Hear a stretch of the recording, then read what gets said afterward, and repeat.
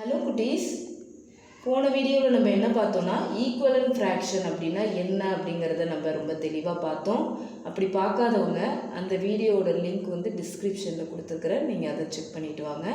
இன்றைக்கி என்ன பார்க்க போகிறோன்னா எப்படி ஃபைண்ட் அவுட் பண்ணணும், ஈக்குவலன்ட் ஃப்ராக்ஷனை எப்படி கண்டுபிடிக்கணும் அப்படிங்கிறது தான் இன்றைக்கி. அதை பற்றின ஒரு சம் தான் நம்ம பார்க்க போகிறோம். ஓகே, பாருங்கள் இந்த சம் எப்படி போடணும்னு பார்க்கலாம். இப்போ பார்த்தீங்கன்னா ஃபைண்ட் 4 ஈக்குவலன்ட் ஃப்ராக்ஷன் ஆஃப் 2/3. இப்போ இந்த 2/3ங்கிற ஃப்ராக்ஷனோட 4 ஈக்குவலன்ட் ஃப்ராக்ஷன் வந்து நம்ம ஃபைண்ட் அவுட் பண்ணணும். ஓகேவா, கண்டுபிடிக்கணும். எத்தனை கண்டுபிடிக்கணும்?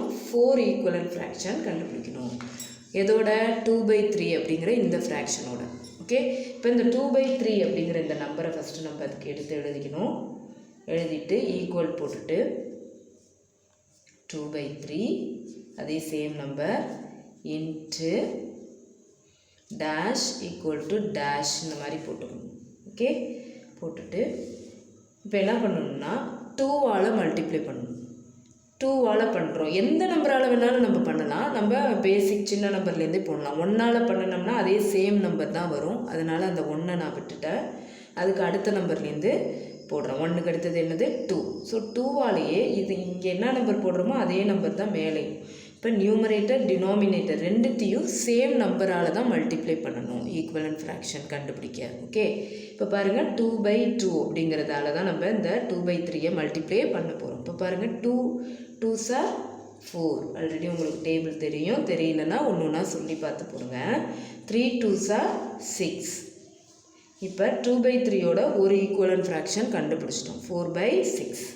அடுத்தது மறுபடியும் ஈக்குவலன்ட் ஃப்ராக்ஷன் கண்டுபிடிக்கணும். ஏன்னா நம்ம மொத்தம் 4 ஈக்குவலன்ட் ஃப்ராக்ஷன் கண்டுபிடிக்கணும் தானே. அதனால் மறுபடியும் அதே நம்பர், என்ன நம்பர் அங்கே சம் கொடுத்துருக்காங்களோ அதை எழுதிக்கிட்டு இன்ட்டு இப்போ 2/2 போட்டுட்டோமா. 2க்கு அடுத்தது என்னது? 3 3/3.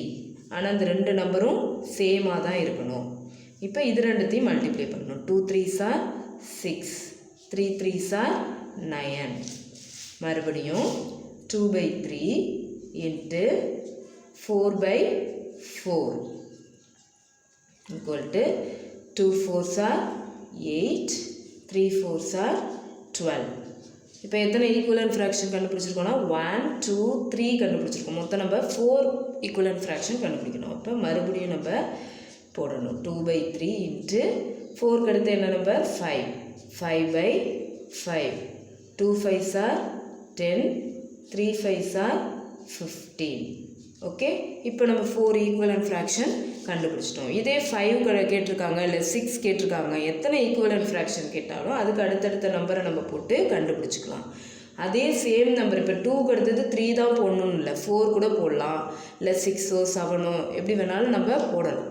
ஆனால் அதில் ஒரே ஒரு கண்டிஷன் என்னென்னா அது ரெண்டுமே சேமாக இருக்கணும். நியூமரேட்டரும் டினாமினேட்டரும் சேம் நம்பராக தான் இருக்கணும். 2/2 3/3 இந்த மாதிரி மேலேயும் கீழேயும் ஒரே நம்பராக இருக்கணும். அதுதான் இதில் முக்கியமான ஒரு விஷயம். மற்றபடி எந்த நம்பர் வேணாலும் எடுத்து நம்ம மல்டிப்ளை பண்ண முடியும். ஓகேவா? ஓகே, இப்போ இதை எடுத்து எழுதணும். இப்போ என்ன கொஸ்டின்? 2/3.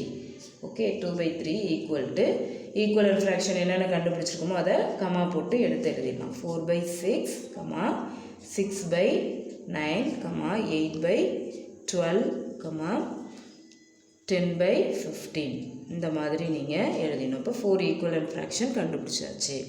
ஓகே, 5னா அடுத்து 6ஆல் மேலேயும் கீழேயும் மல்டிப்ளை பண்ணலாம். இல்லை எந்த நம்பராக இருந்தாலும் மேலேயும் கீழேயும் ஒரே நம்பர் தான் நம்ம யூஸ் பண்ணணும். ஓகேவா குட்டீஸ்? இந்த சம் உங்களுக்கு பிடிச்சிருக்குன்னு நான் நம்புகிறேன். புரிஞ்சிருக்குன்னு நான் நம்புகிறேன். Okay, thank you.